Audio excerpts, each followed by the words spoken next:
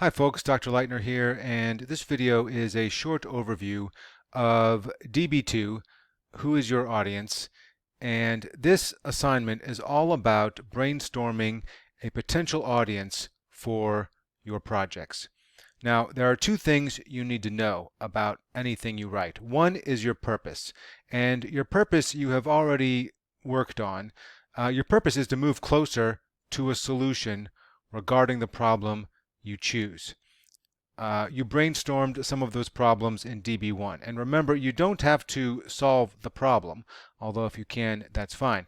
But don't overreach on a solution either. So if you claim that, say, recycling will solve the world's pollution problem, then that feels a little inauthentic because we have lots of recycling, but still a big pollution problem.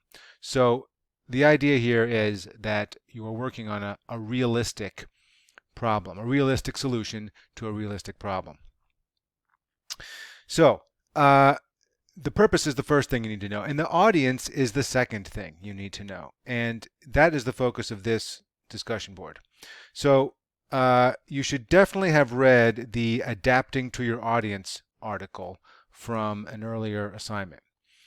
So why do you need to know the audience? Well, the number one rule for the audience is that you need to write in a way that attends to the needs and values of the audience. For example, let's say your problem is that you want to save a community park from neglect. Well, who could your audience be for that? You could write to the Chamber of Commerce. Okay, so here's the Chamber of Commerce website. What are their values? Well, we can just go to their About page here. We'll go to About the U.S. Chamber. Okay, and their values are job creation, keeping laws and regulations favorable to businesses.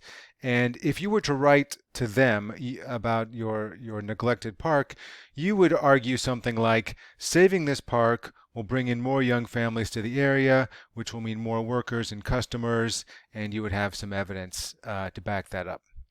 Let's say you wanted to write to the Sierra Club. This is a conservation organization, and I think they have their values right here on their front page. So in this case, you would argue that saving this park would get more people outside, and they'd be more likely to care about nature. And maybe you could say, depending on the location, maybe people in this area don't have a place to go when they go outside, so you guys will. This will further your agenda and your values.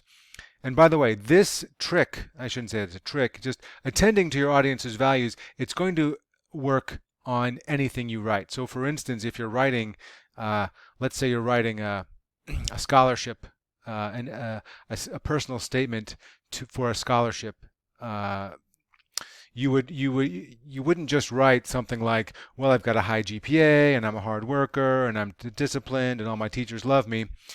You would write something that says, I will use my education to further the values of, let's say you're writing to the United Way or something, I don't know, whoever's giving out this scholarship. I will use the